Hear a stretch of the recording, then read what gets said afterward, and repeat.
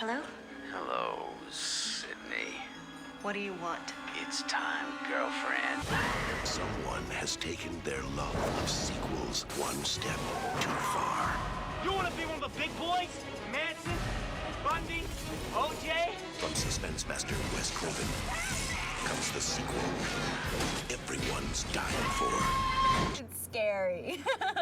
It's very scary. I want to do a little murdering. Let's see some blood and guts.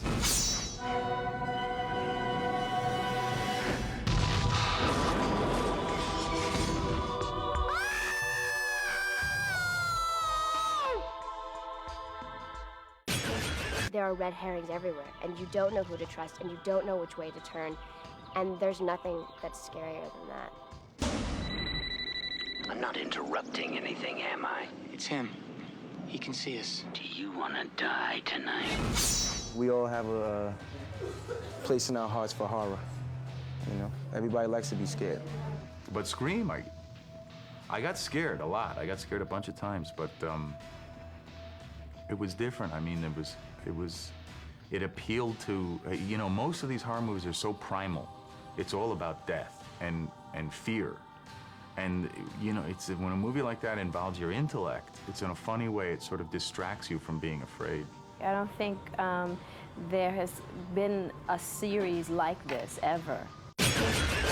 When I finished Scream 1, when I sat down with it and I actually finished the script, and I sat down and said, the story's not over yet. There's something, you know, I've sort of interrupted it at a particular point, but I think there's another whole movie here.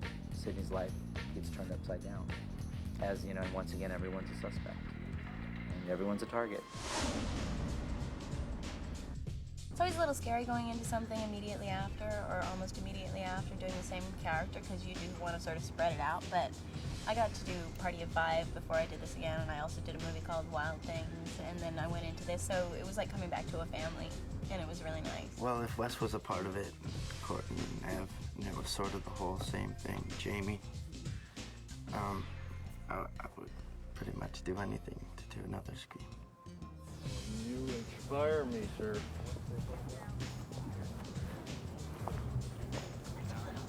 Gotta make it nice with the director. You know, it was like going back home. It's so easy just to fall right back into the same rhythm. Now, if you'll excuse me, I have some oozing to do.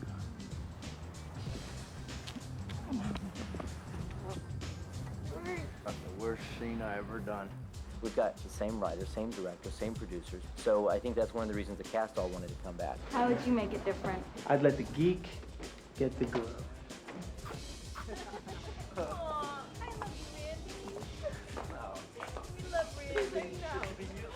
I knew that Kevin was going to write the script again. We had a continuation of the same characters, the survivors of the first, specifically Neve Campbell and Courtney Cox and Jamie Kennedy and David Arquette. So we had this terrific core in the cast. And then we had the buzz of a hit picture before us to bring in even more new cast at a very high level.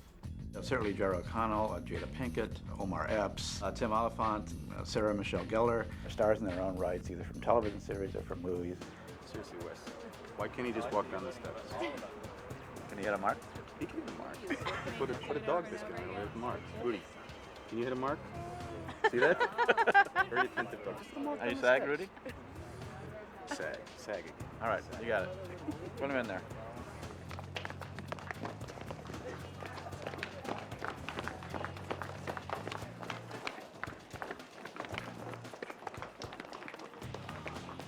But when you came down the path, that part was good, but right about the middle, it was a little big. It was a little big, so take it down, and maybe just throw a look back to Neve on your way out, okay? And this has been great. It's been so much fun. It's been unbelievable. Everybody is so nice. I'm having such a great time. Shit, I'm crushed. That's disgusting, Derek. I can't be with an alcoholic.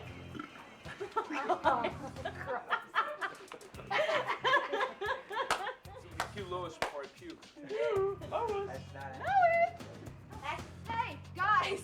Something is up at Omega Beta Zeta. Police are everywhere. Hurry! I think think the mystery in this one is just as complex and baffling and ultimately surprising as in the first. I think it's mounted on even a little bit bigger of a scale and palette than the first one. And as I'm writing Scream 2, one thing I've realized is that there's a third one too. And this is definitely a trilogy. No, you sing the note and we'll find it. I Think I Love You? Yeah.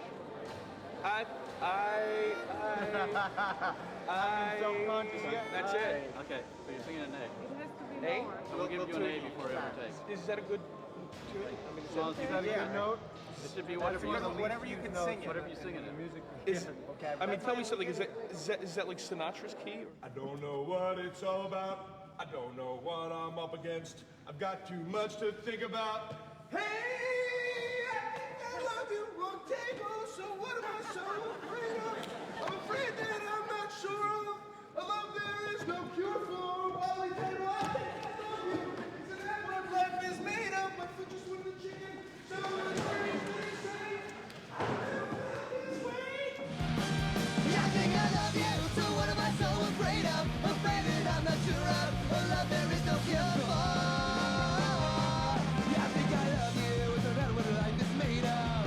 So it worries me to say that I never felt this way, yeah. Believe me, you really don't have to worry. I only want to make you happy, and if you say, hey, go away, I will. But I think better still, I'd better stay around and love you. Do you think I am the case? Let me ask you to your face, I think I love you. I think I love you, so what am I so afraid of? Afraid that I'm not sure of a love there is no cure for. I think I love you, isn't that what life is made of? So it worries me to say that I never felt this way. Cut! Print! Check the gates!